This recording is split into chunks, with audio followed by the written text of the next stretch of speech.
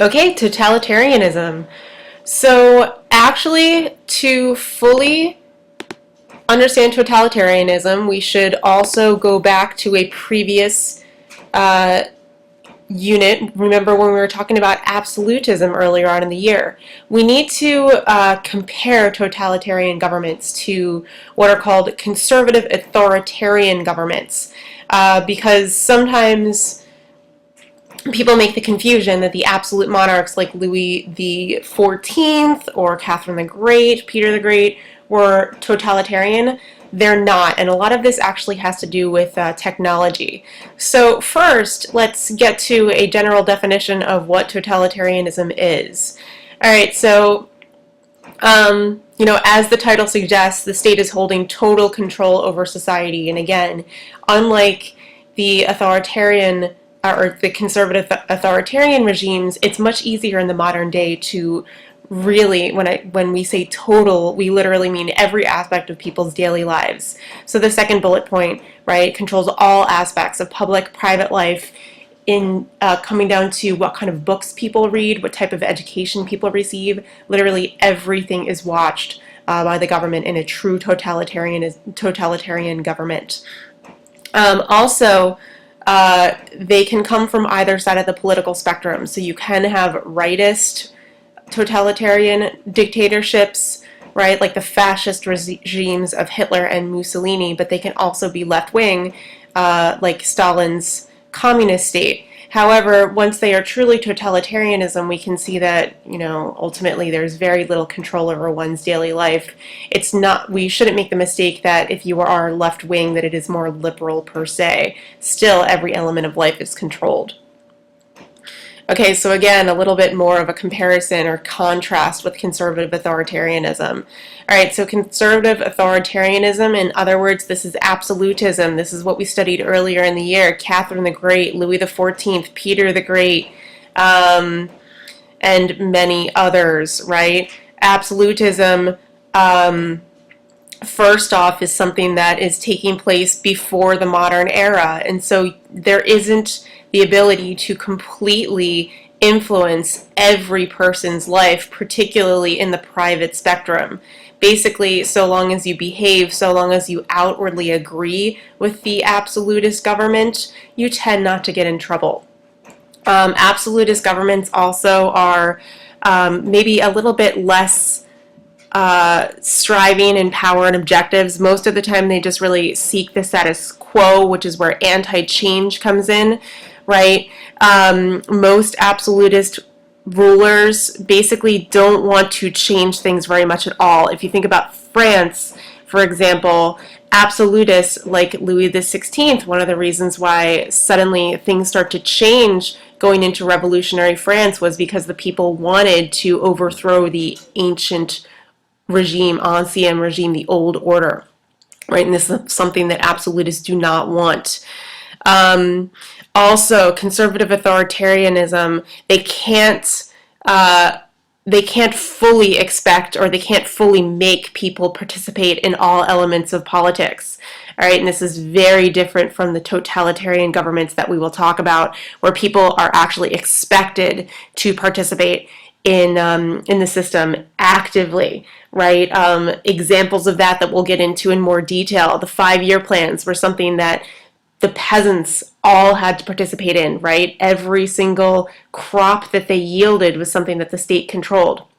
Also, the Hitler Youth in Germany is another good example, because literally from childhood, young boys and girls were ultimately meant to turn into Nazis, right? And so this was complete participation in the government. This is also something different from conservative authoritarianism, where they can't make people participate 100%.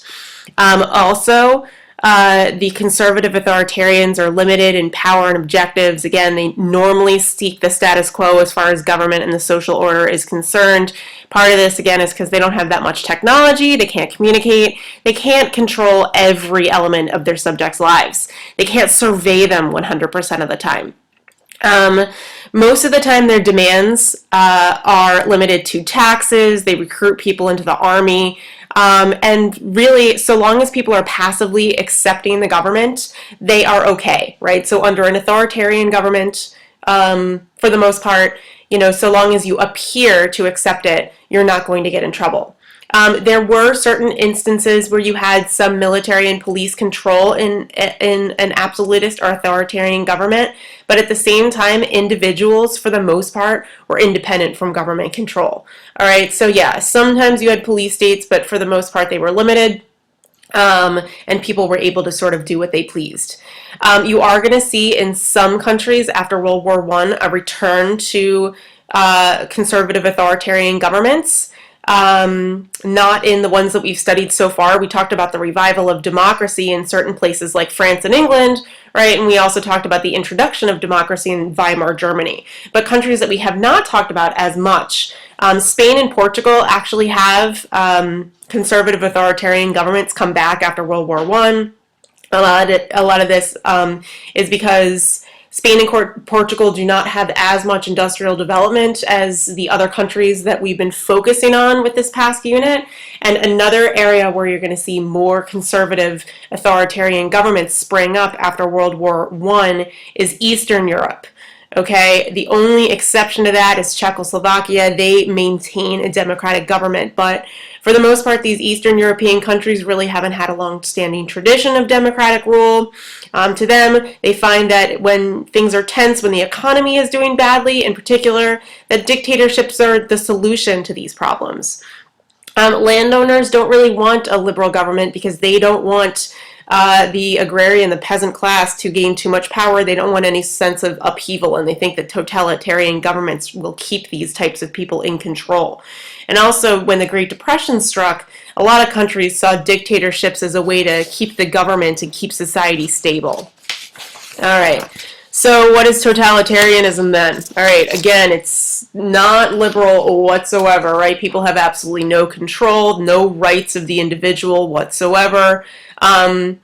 That liberalism, if you think about it, was a type of government that is really seeking to protect individual rights. Think about how liberal constitutions contain similar provisions to the U.S. Bill of Rights, things like freedom of speech, things like equality under the law, freedom of expression, freedom of the press.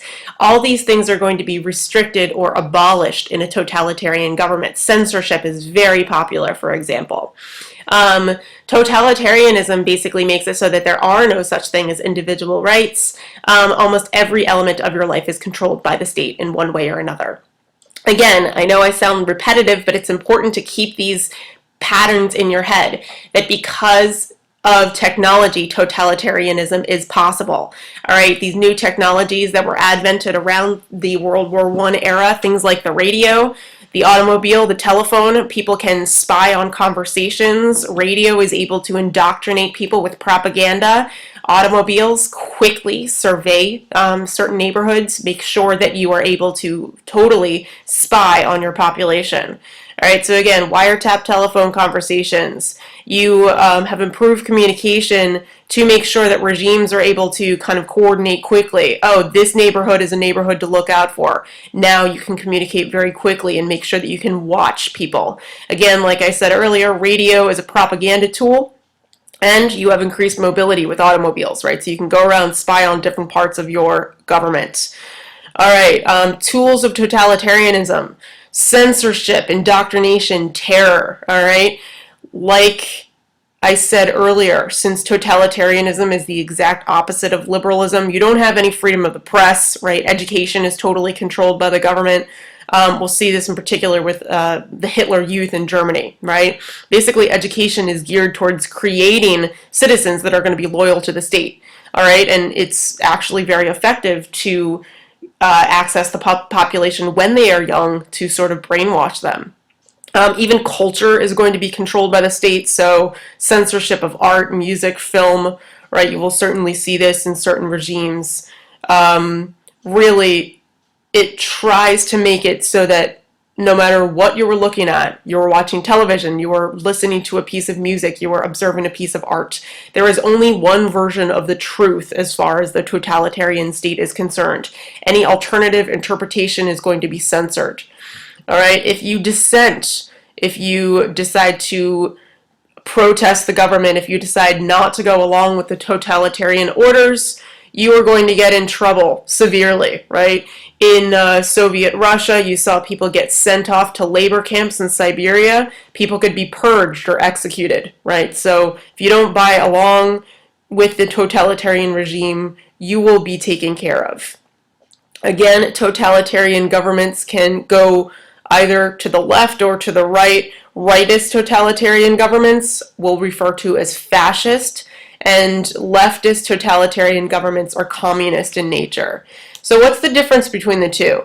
We've talked actually about communism a decent amount already. We talked about this with the Russian Revolution. So I want to focus more on fascism, but realize that, as much as I could, I wanted to make these columns sort of directly oppose one another. So we know that communism is more of an international phenomenon, right? That, communism does not stop at your nation's borders. You're trying to create a worldwide communist state, whereas fascism is very much interested in promoting the individual state, right? So, glory to Italy, glory to Germany, right? Not transcending your borders.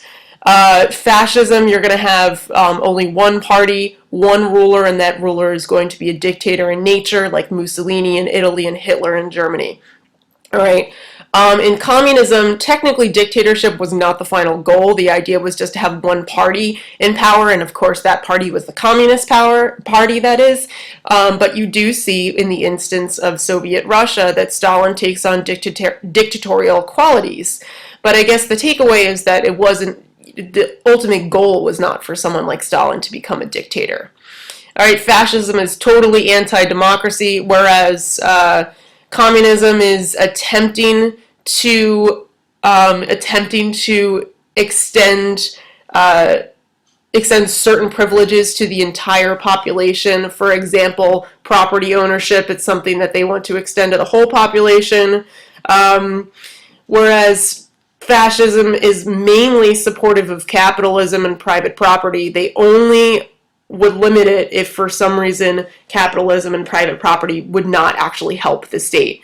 All right, whereas communism, they know they don't want any sort of government ownership, any sort of, that is, private ownership of property. We'll talk about the corporate state with relation to Italy in particular. Again, fascists are very nationalistic, aggressively nationalistic. That gives us a sense of why Hitler ultimately will violate the Treaty of Versailles and end up going to war. War is seen as a very good thing, a way to spread the glory of the state, right? And also fascists believe that humans are not equal, right? They tend to be racist in nature, and this is where we will get into some of the arguments that Hitler articulates in Mein Kampf.